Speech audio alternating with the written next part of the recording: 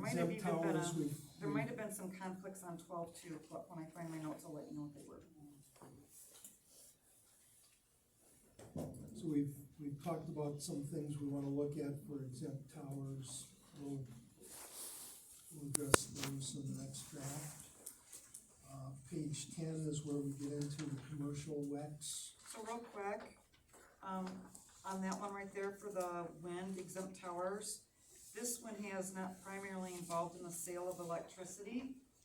And I'd like to make sure that doesn't include buyback to the power company as being deemed as selling electricity.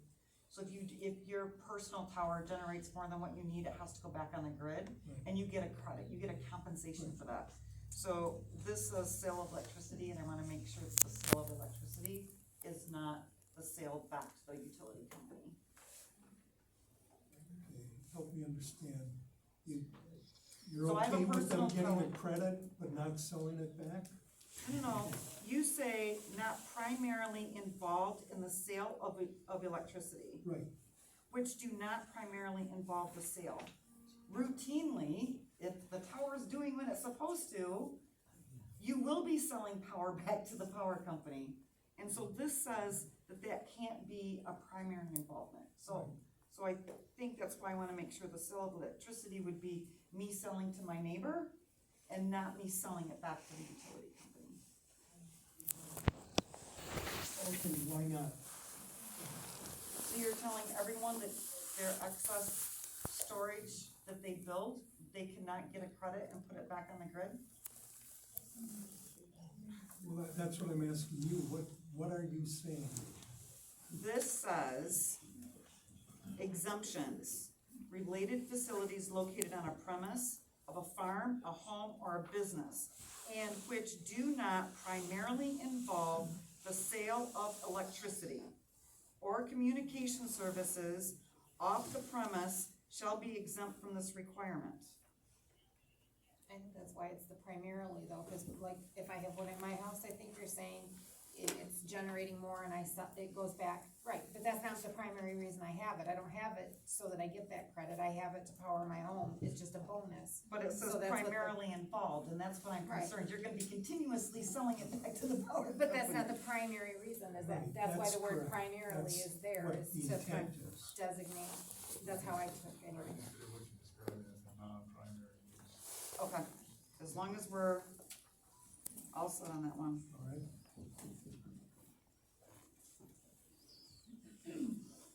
Okay, then on to the commercial conversion system. Looking on 10, on page 11, under permitting costs, So, do we need to look at item 1? The exempt towers, item number 1. Is it E?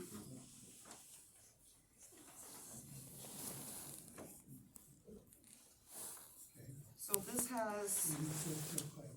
it has an 80-foot tip height, minimum clearance from the ground shall be 20 feet.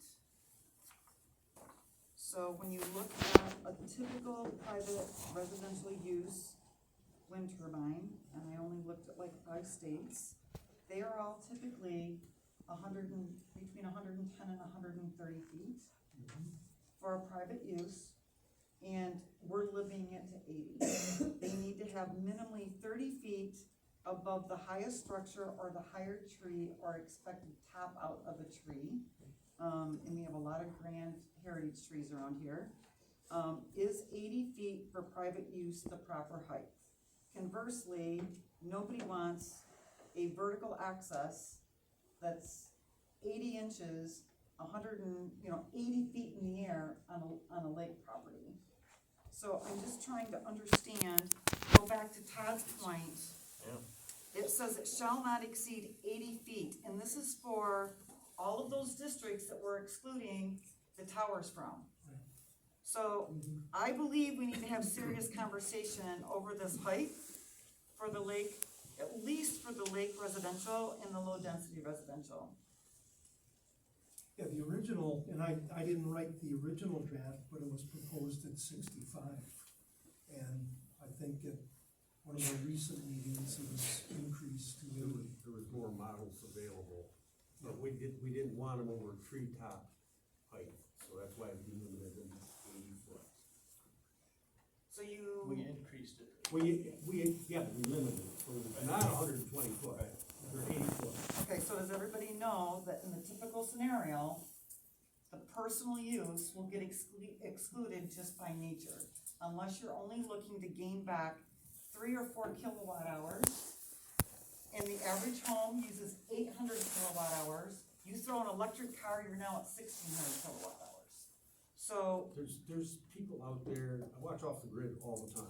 I They understand, have battery packs, they have wind, and solar, and they I charge the understand, batteries. but we still right now have 80 feet in all zoning districts. Is that really what we want?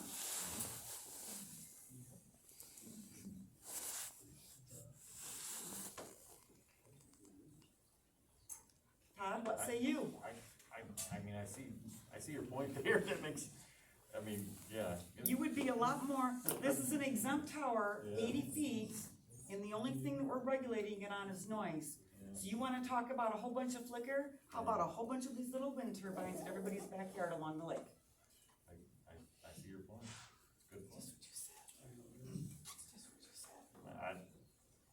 Even at like 130 feet, I don't know, that would be a little, what do you think, Rick? I don't know, that's, We're at 80, why do you wanna go 130? well, cause you're not really gonna, she's got a point, you're not gonna get much energy.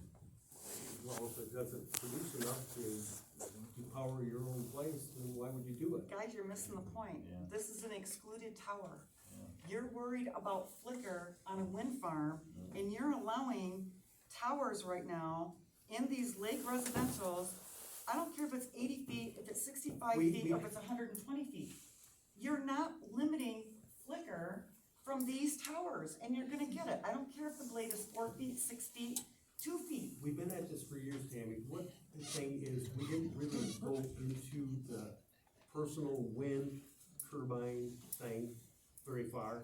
I mean, we said, we did say at the lakes, they had to be wall-mounted solar panels or roof-mounted solar panels, so it wasn't sticking up something to block anybody else's view. We really didn't pursue, in the last, since 20-some years, whatever, we've never really pursued the questions with the personal wind turbines, and we wrote the height measurement in there kind of to get around dealing with that whole thing, I think. But I see where. I mean, it should be dealt with, but that's not what we're doing. We haven't been doing We it. are right now, though, because Tammy's point is, if you're gonna regulate one, you should regulate the other. I mean, guys, I don't care what the solution is, but if it's a personal, we're in low residential, and you want it to be structure mounted, then now's the time to say that if it's in a low residential, it has to be structure mounted. It can't be more than 1/3 of the height of the existing structure. That's kind of the formula they use for church steeples. I don't care what we come up with, but for the same complaints we've had on everything else, we would be doing the lake residential and the low density residential a disservice to allow this to stand as it is. So that's my point. So, Do you wanna change it, Amy? well, my question maybe is to Ron and to Paul, do we need to isolate it's by right and specify the medium density and the, whatever the other ones are, I don't have them memorized. And the lake residential and the low residential and have different limits. So they still have a by right, but when they submit, it has to fall within those. The answer is you plainly can, but what those figures are for you to decide. Okay, so to that point, if the objective is for rural residential, we wanna be able to have the ability to have personal use, and we want it to be structural mounted. If you want it to have, it can't be a greater than a certain height, and it needs to have such a clearance from the roof, whatever it is, that's what we need to tell them to draft.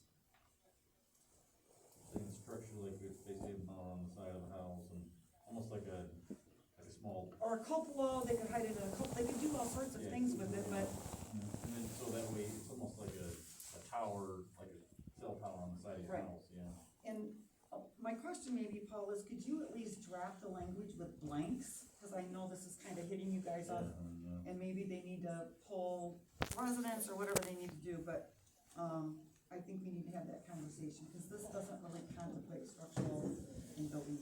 Like the typical lot width in these areas that you're talking about. Lot, a lake lot? Yeah. I mean, well, the average, you know, they're 50 to 150, the minimum is 150. That's why I asked, because if you look at subsection 2, it requires a setback on the property line equal to 3 times the tip height. So you'd be able to have an acre. Yeah, so, I mean. Yeah, so the issue you're raising probably is a little bit illusory. So is this Because basically, that's 240 feet in all directions, which means you have to have, 480 feet wide lot Yeah, to have an 80-foot turbine. the lake lots are not. so that would not be, allowed. that would be Yeah. an exclusionary. It would section. exclude it right from the very beginning, so that's why I'm saying, do we wanna look at a structure mounted or some other, so that we still have an avenue for alternative sources to those that want it and not have it be 8 feet, cause I think we would be doing. So when you say structure mounted, It has to be on the side of the house. They It could can't put be it like, attached to the house. attached to the house, it could be on the top of the house. have you ever seen, like the little mini tower on the side of the house? Like a wireless. Instead of a TV antenna, Yeah, they could, it's basically, think of like an old TV antenna. So if you put it along the side of the house and you don't have that pole or that structure coming up, cause that structure can look, you know, kind of weird as it is. But if it's attached to your house, there's only a small portion that's, yeah, and then your shadow is only gonna be, it's gonna basically be over your house. So that's where. Do you wanna change the height then of this, or? I think I would like Paul to give us a breakout for at least the lake residential and the low density, residential, with a couple of blanks or by right, provided they meet these, and whether it's structure mounted, I think it's gonna need to have a provision to be structure mounted or attached to a structure. And then if we can just make that point, so we'll go back to for the next meeting to put those in, I think that would be, does that work for you, Paul and Ron? Rick, you good with that? I'm rather. I just wonder if that's kind of a non-issue. The lake people, you know, like Todd said, are the ones that, they don't wanna see them in any form, they don't wanna look up, they don't wanna see turbines, they don't wanna see things breaking up their view. They're not gonna be the people that are gonna go buy a personal turbine, because they don't want anything like that around them, they're gonna get a solar panel that lays flat, or something like that on their property, so you would be talking more like houses like mine, that's a couple miles from the lake. And so then, again, you've got the 240-foot setback, so, you know, those are the people that would potentially have a big enough, you know, a 2-3 acre yard that they could do that. So, I think the way it is, it probably suits the people that would want it. The people that are around the lakes with the little lots, they're not gonna want them. So then this is ambiguous, so do we just exclude turbines from those? Lake, from the lake Right. residential, low Yep. density. But we're already excluding it because. That's what I said, so either we have to make accommodations, or let's exclude them, because they can't meet the requirements. Right. No, it's not that they can't meet them, they're just gonna have to realistically go much lower than 80 feet to meet the 3 times setback. Now, your other option is to say, well, 3 times is too high.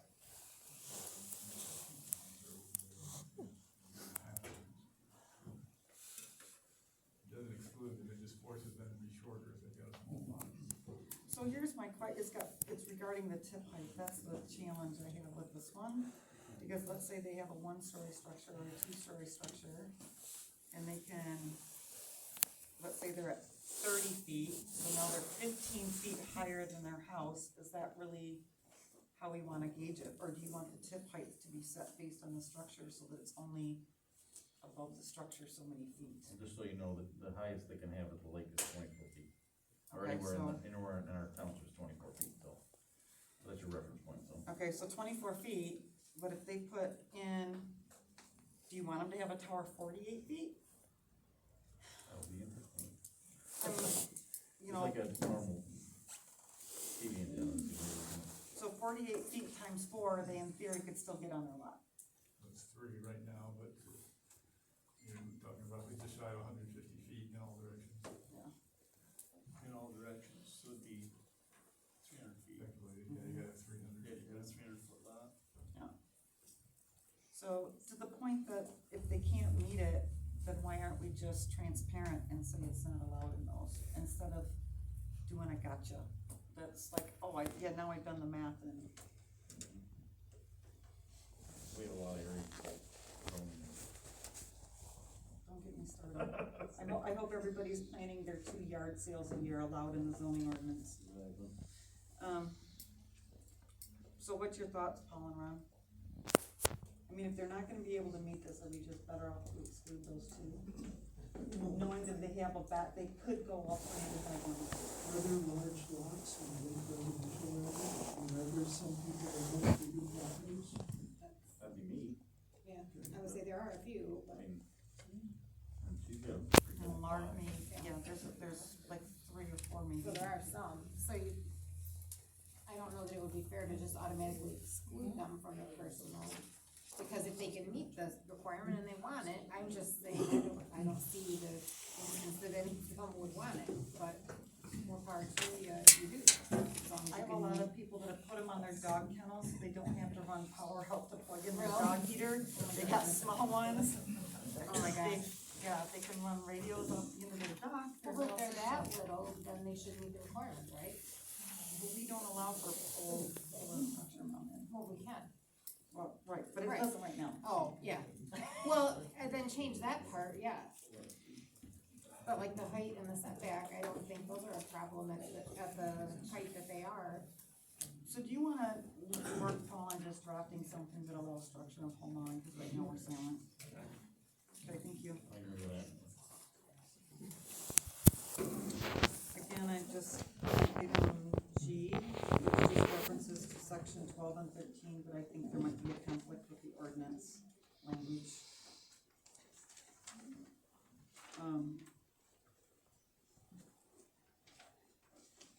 And you guys have durations in here, it's 30 days. That I think conflicts with, so I think it's in the state regs where we have to make a decision in 60 days. No, There is no state requirement for how fast they can make a decision on anything, okay. at least not on this levy. So our ordinance has a 60 day. In chapter, let me find it. Okay, chapter 13, there is a time limit of 60 days. So my question specifically on this one, having been an applicant numerous times, one, I think there's a difference between submitting an application and when we deem an application complete. So we could get a package in, zoning official looks at it, we're missing 3 things. I wanna make sure that the time doesn't start until it's deemed complete. Because of the sensitivity to this issue, and I've had to do these several times, is there a way that we can force any applicant to conduct their own town hall meetings to where they have to present the plan on no less than 2 occasions, record all questions and comments and how they answered all of them prior to us scheduling any hearing at the township?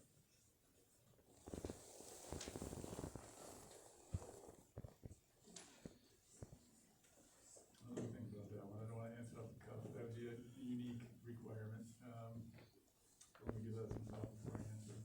So if we could look at this town hall meeting, like I said, being a developer of a not in my backyard type project, that would put the burden of the applicant to record and hear all concerns from the adjacent, for the parties that have it, they would have to still advertise it in the paper, do all of those, we would see what questions were asked and how they answered, look for consistency in the plan. Would you have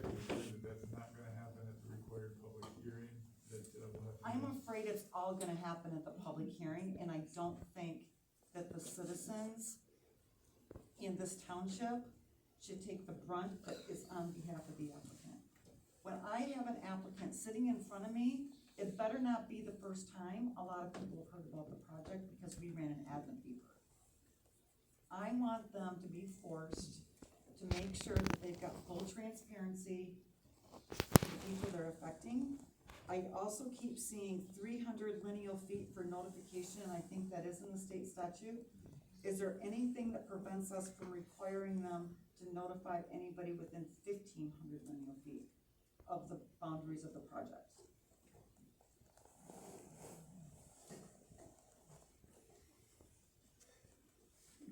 All Ron's thinking, I don't think there's a prohibition.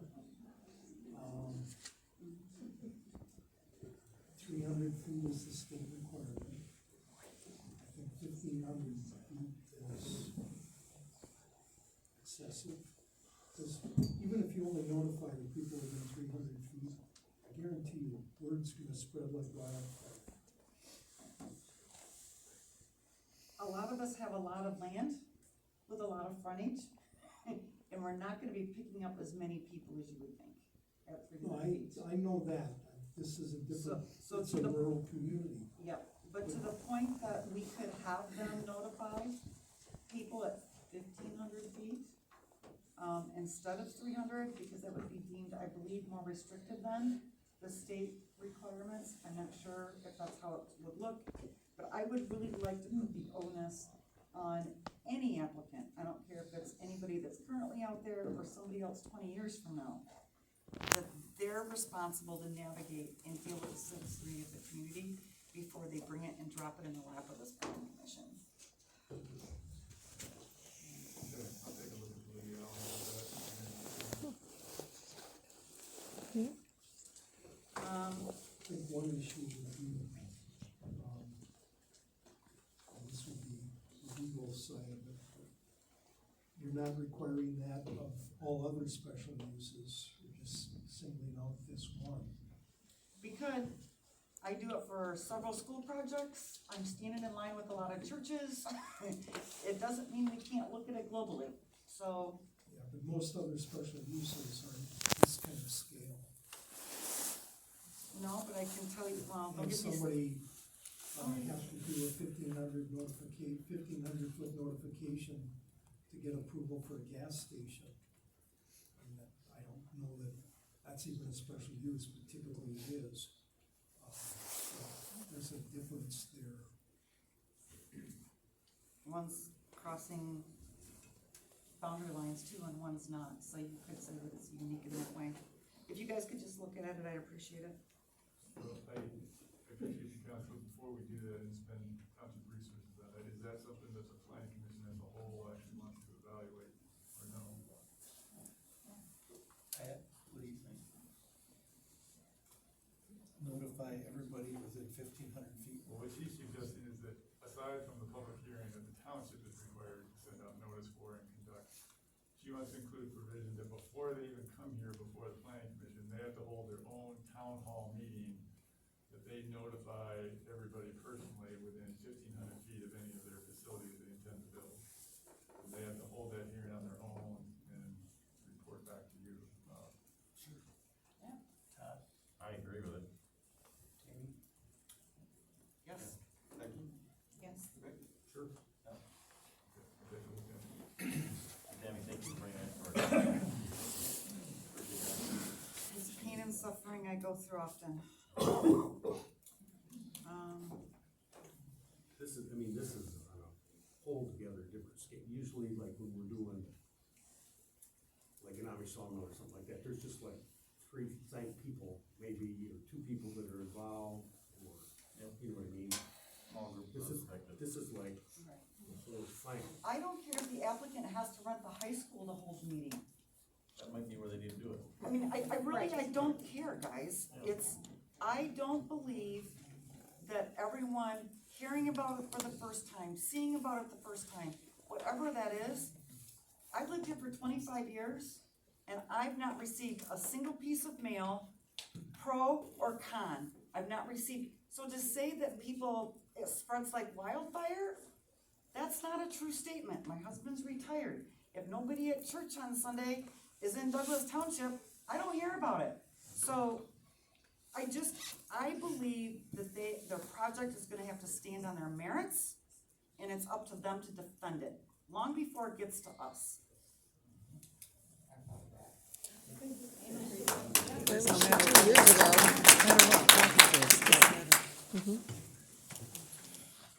So that was also item 6, was the 1,500 feet that I asked about.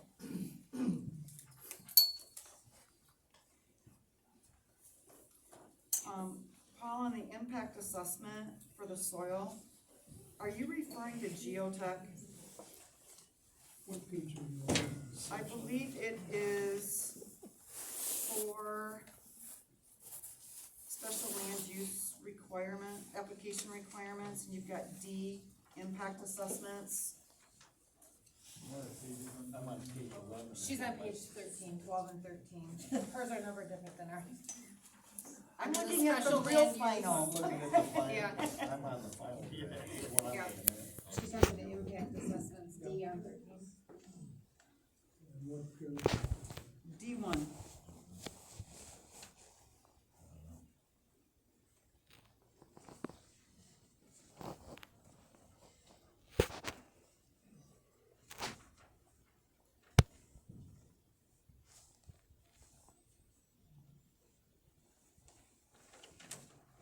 Well, it's requiring the applicant to do soil testing. I know, but can we specify that as geotech and not environmental, not groundwater? We'll look at that. And again, I'm trying to go through some of this, but I know there was some groundwater concerns earlier. I just wanna make sure that that's only related to geotech.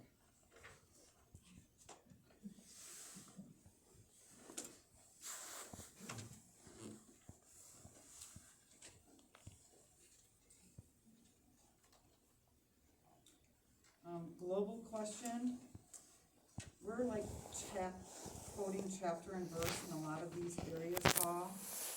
And some of these, there's not an as amended on some of them, or we're citing statutes, and I'm concerned that, I don't know about anybody else, but I don't wanna do this again in 5 years.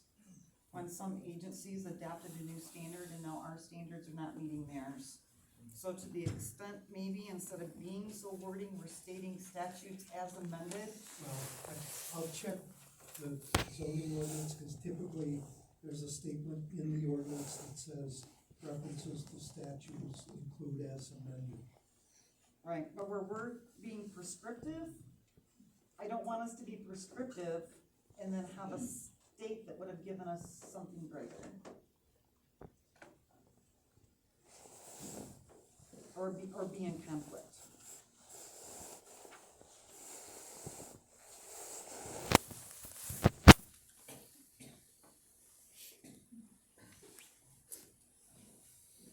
I have to plead ignorance, I'm not sure I follow what you're saying. Okay, so I'm gonna pick on the statute or the requirements we have for the sound study. I'm gonna pick on that one. And let's say 5 years from now, there is new technology, new ways of doing it. There are more restrictive provisions that would meet the existing statute.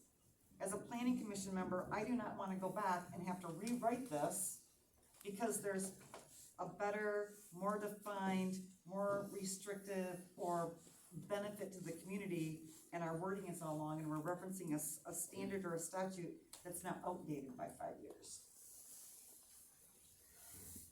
To some extent, that's dealt with when it refers to the ANSI sound standards, it talks about specifically the most recent versions.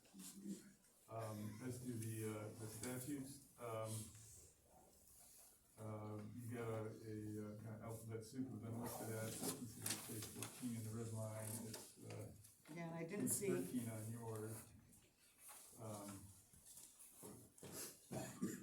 If there's not a provision in the ordinance, and I'm not aware offhand if there is, it talks about successor statutes, that's easy enough fix to say, or such successor statute in effect at that time. I just don't want us to have to go through all this brain damage in another 5 years, sorry guys.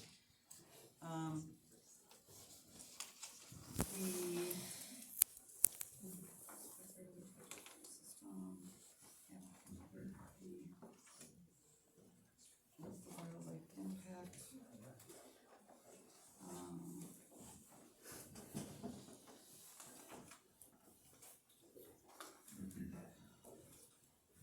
So we've got an, under the wildlife study, 5 subsection 4. It's requiring a 1-year post-construction as well as a 5-year post-construction. One, I'm afraid that we're setting ourselves up to fail for this. And the Fish and Wildlife is really has jurisdiction over this stuff. And I know Todd was like, this is like a lot for a township to undertake. To the extent that we do a 1-year post-construction, I don't see the value for a 5-year, nor something any of us wanna track 5 years later. I mean, I think we're gonna have our hands full enough just trying to keep track of what DOT dedicates in the, in the permits approved, and do we really want a 5-year post-construction?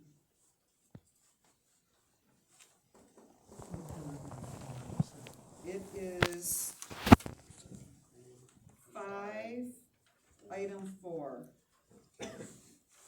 And 5 is a subpart of the impact assessment D. Well, that's a question for the planning commission. You wanna leave it at a 1-year post-construction or also include the 5-year?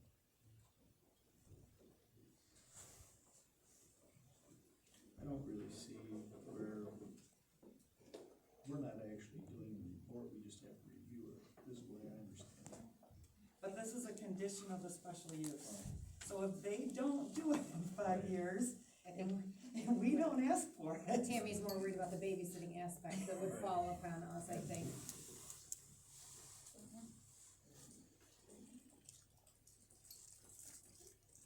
I think at that point, 5 years isn't gonna make much difference, especially the removal. Right. Yeah. Right, If the Fish and Wildlife get on all of a sudden we've got a rare spotted owl that's lost or something, they can chase that down. So you wanna